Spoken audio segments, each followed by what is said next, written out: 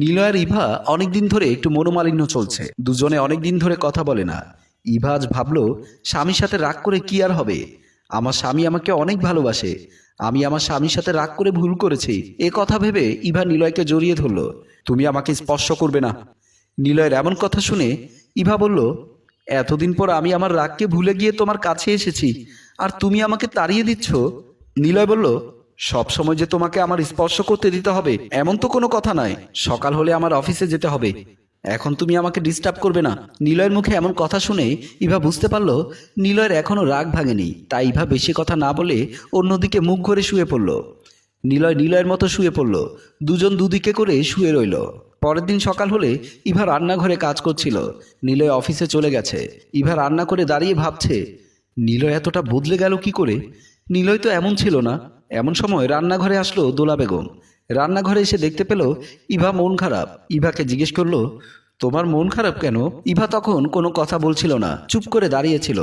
দোলা বেগম বলল, আমি বুঝতে পেরেছি, নিলয়ের সাথে তোমার ঝগড়া হয়েছে। আসলে তোমার স্বামী নিলয় ছেলেটা বেশি একটা ভালো না। তুমি জানো, নিলয় বিয়ে করার আগে আমার ছোট মেয়ের পেছনে পেছনে ঘুরেছে। আমি তো সাফ সাফ আমার ভাইকে না করে দিয়েছিলাম, নিলয়ের সাথে আমার মেয়ের বিয়ে দেব না। নিলয়ের চরিত্র খুবই খারাপ ছিল, মেয়ে মানুষ দেখলে হা করে তাকিয়ে থাকতো। আমার তো মনে হয় এখন নতুন কাউকে ধরেছে, নয়তো পুরনো কাউকে পেয়েছে। দোলা বেগমের এমন কথা শুনে ইভা একটা কথাও বলেনি। দোলা বেগম বুঝতে পারলো এখানে দাঁড়িয়ে বেশি কোনো কথা বলা যাবে না। তারপর দোলা বেগম রান্নাঘর থেকে বেরিয়ে আসলো। ইভা মনে মনে ভাবছে, তাহলে এই জন্যই নিলয় আমার সাথে এমন করে। যদি নিলয় আমাকে ভালোবাসতো তাহলে আমার সাথে এমনটা করতে পারতো না। যদি নিলয় অন্য কাউকে সত্যি ভালোবাসে তাহলে আমি নিলয়কে ছেড়ে কথা বলবো না।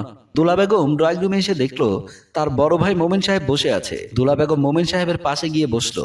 মোমেন সাহেব দোলা বেগমকে খুব একটা বেশি পছন্দ করতো না, তাই দোলা বেগমের দিকে হা করে তাকিয়ে আছে।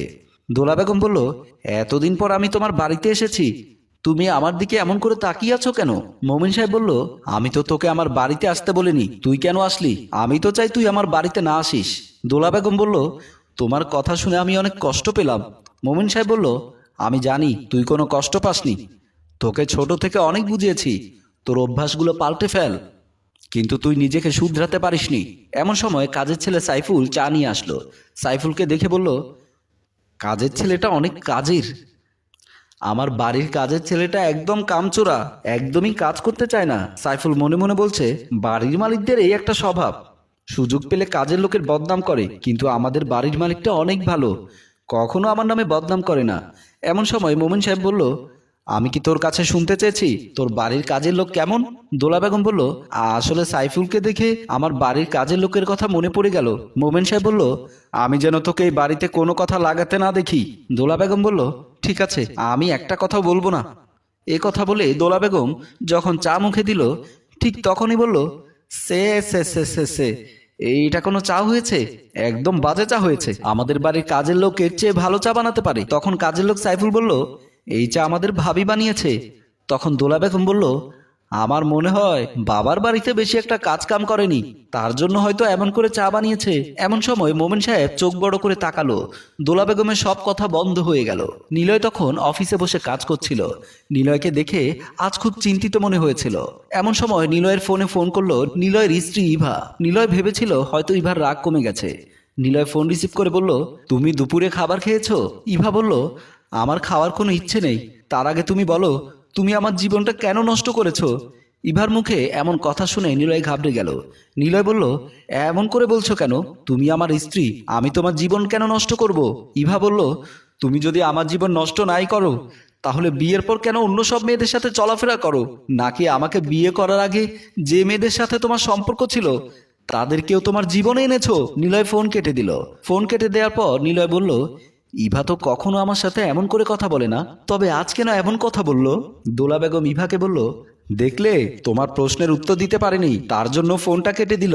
ইভা বলল, আপনি ঠিক ধরেছেন, নিলয় কখনো আমার ফোন এমন করে কেটে দেয়নি, আজ কেটে দিয়েছে। দোলা বেগম বলল, সত্যি কথা বলতে হবে তো, তার জন্য কেটে দিয়েছে।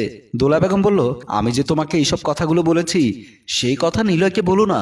ইভা বলল, আপনি চিন্তা করবেন না, আমি নিলয়কে কিচ্ছু বলবো না, আমি আপনার জন্য চা বানিয়ে নিয়ে আসছি। তারপর ইভা দোলা বেগমের কাছ থেকে চলে গেল। দোলা বেগম বসে বসে ভাবছে, এখানকার মানুষগুলো খুব সহজ সরল, যাকে যা বলি তাই বিশ্বাস করে। কয়েকটা দিন এখানে থাকলে আমার জন্য ভালো। ড্রয়িং রুমে বসে আছে মোমিন সাহেব। এমন সময় কাজের ছেলে সাইফুল এসে বলল, সাহেব আপনাকে একটা কথা বলবো। মোমিন সাহেব বলল, তুই আমাকে একটা কথা বলবি? আমাকে জিজ্ঞেস করছিস কেন? কি বলবি বলে ফেল। কাজের ছেলে সাইফুল বলল, আপনার বোন দোলা বেগম উনি কোন স্বভাবের লোক? উনি একটু সুযোগ পেলে ঝামেলা বাজিয়ে দেয়। এই দেখুন ওনার বাড়ির কাজের লোক কেমন, এটা কি আমরা জানতে চেয়েছি? উনি গড় গড় করে বলে দিল।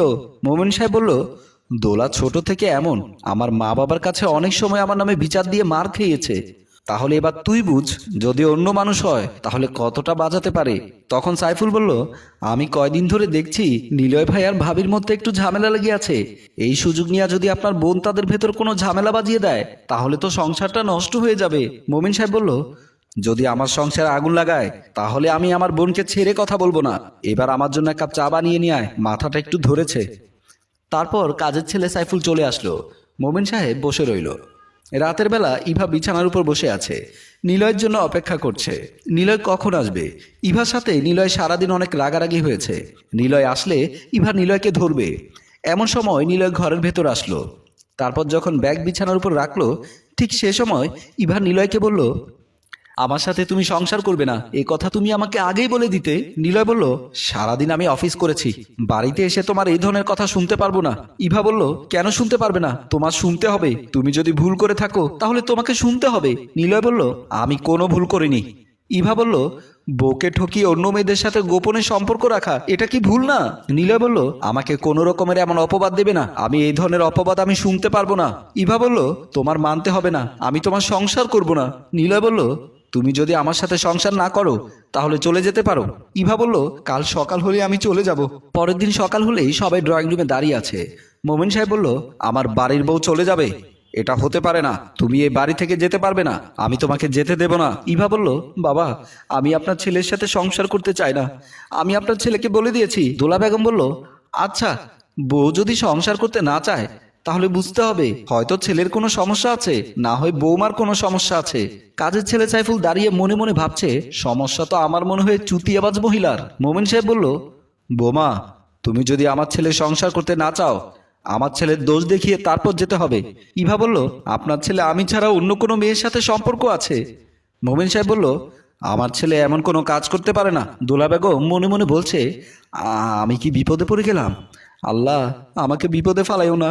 যদি বিপদে না পড়ি তাহলে কাল এখান থেকে গিয়ে আমি ফকিরকে 3 টাকা ভিক্ষা দেব। এমন সময় মোমিন সাহেব বলল, আমার ছেলে যে অন্য কারোর সাথে সম্পর্ক আছে এটা তোমাকে কে বলেছে? ইভা বলল, দোলা ফুফু আমাকে বলেছে।